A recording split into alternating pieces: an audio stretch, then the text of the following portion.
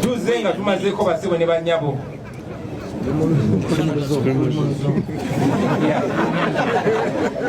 We have come ready and good to go. Amawulire gassanyu eri Abannayuganda we twogerera ssaawa zineno Bobby Kyagulanyi kyakoze NRM obunkenke bweyongedde wali mu State House. Kamera za Museveni wali ku National Unity Platform zisalidde amagezi batya video njikuletedde era gobeera munankyukakyuka eno video yo making sure nti nogisharinga buli wamu kubanga mulimu bingi ebyokuyiga naye nga tetunagendayo mbadde nsaba osoko gimpereka like kamenga kasotambula katokera bonna banjagadde okumanya kweno information naddala banankyukakyuka wamu n'abaana ba National Unity Platform ba diehards bantegeeza bana basubscribinga ku channel eno olunaku olwaleero nga bwe nkugambye omukulu Bobby Kyagulanyi yavuddeyo n'agamba Bobby Wine n'agamba nti bana basajja remember bateekayo zi cameras wali waggulu ziba zikushootinga buli kimu ekiri ku ground wali ku background ya NUP oba headquarters ku Kavule era Bobby Kyagulanyi yavuddeyo n'agamba nti kati ku ngeri gye mulina zi umbrellas atejjukira ewuwe wali eri ebusaabala ayina emiti kati kamera zeezo tezisobola kupenetratinga through emiti kati nagamba kino kati mukukyusa okukozesa emiti wano gye tutayina lwaki temubeera nga mukozesa umbrellas kubanga ezo umbrellas eza National Unity Platform zisobola okuba nga zireflectinga buli kimu nga bali eri aba NRM abatudde mu headquarters eza kamera ezo nga tewali kibasobola okubeera nga bafuna era kye baakoze era Bobby Wine yabadde musanyufu nnyo omukazi oyo bwe yamuwadde amagezi ago lwaki mabyeyogerera sokolabe n'essanyu yabadde y'olunaku olwaleero nga Bobby Wine aswearinga in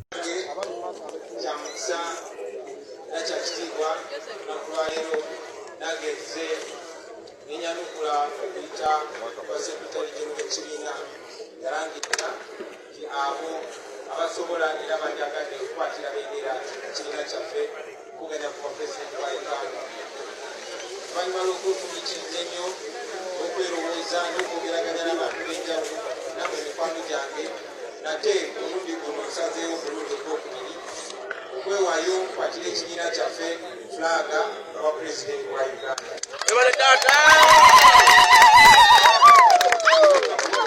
Njagala manye baganda bange si kinyumo, si kwagala nnyo, si kwagala bitiibwa oba tutumu, naye waliwo olugendo olutannaba kutuuka.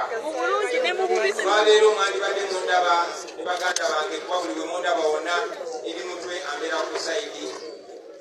Oba ebiseera gye bivuddeko nga eri mutwe bw'abaawo security okubako abantu nga bamacete.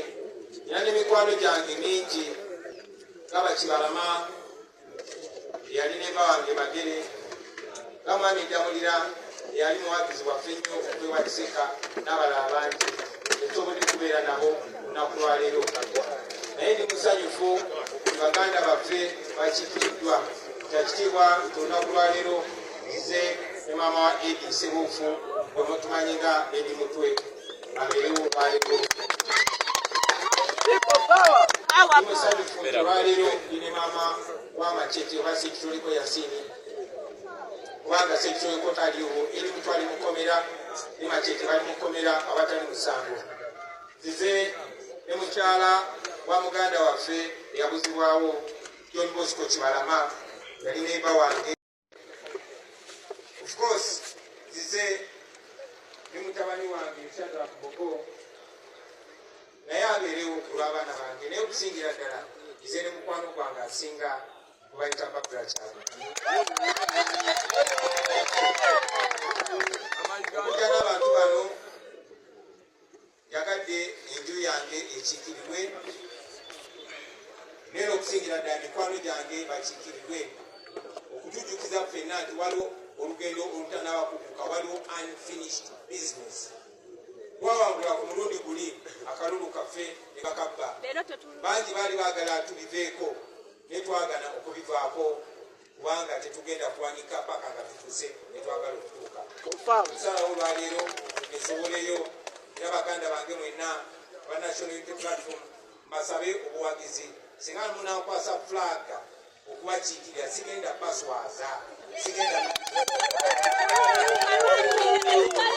tumusobola ate nange mwewulira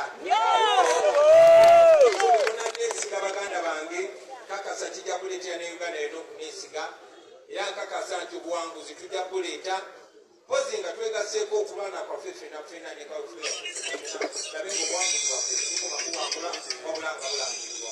Mwebale nnyo, mwebale ddala, Mukama atukulembereze. Ladies and gentlemen, opposition ya kalulu Bobi Wine asobola wangula Museveni mu kalulu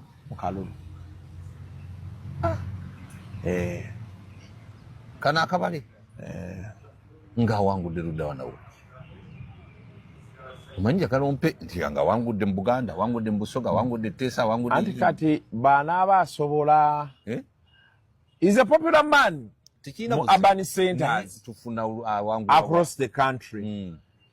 Problem eriwo kati ekibonyabonya opposition ekisinga abantu b'opposition abasinga bafa bo kujja mu parliament okufuna ebifo tebafa ku okukyusa musajja waabwe waggulu bo bafa betufuna kaadi tugenda ridingira ku popular support eno wakati gwolaba MP1 omuntu ayagala akalulu ku opposition Kyagulanyi akuwadde kaadi ye wandibadde nga mu area gy'okiikirira n'abagenda okuuma akalulu ako babo.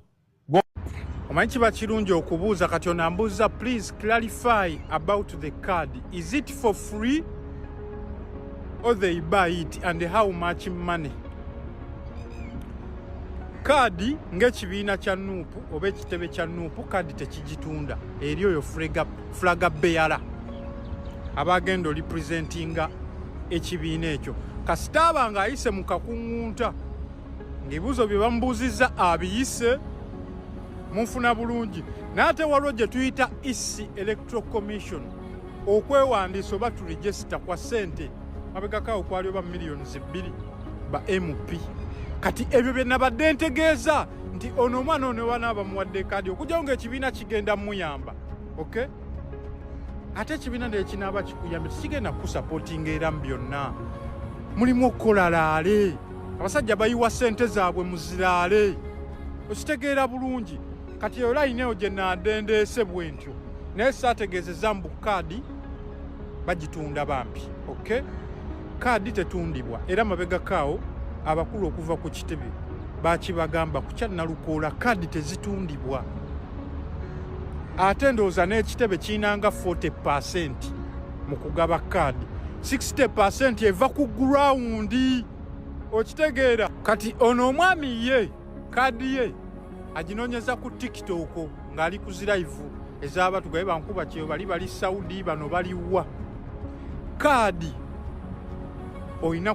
Assalamu alaikum wa rahmatullahi wa barakatuh. Amanya n'eddoboozi Haji Abudu omusomi w'edduwa. Nkola ku nsonga ez'enjawulo emirimu nga gikutataganyeko ebyenfuna byo nga bidobonkanye ne oba oli bweru wa ggwanga emirimu gyakucankalanako jangu kusomere ku dduwa okuva nedda edduwa zaabaawo edduwa zisomibwa omuntu n'oterezebwa mu mbeera yonna ebadde ekwesibyeko ekusibyeko akanyaaga. Nina ekyoto kye nsobola okukumira wadde oli bweru wa ggwanga nga toli kumpi wano n'ofuna omukisa ogwo nawe n'osomerwako ku dduwa nga nkuteddeko n'akabaani Allah ajja kukusaasira ajja kukwanukula.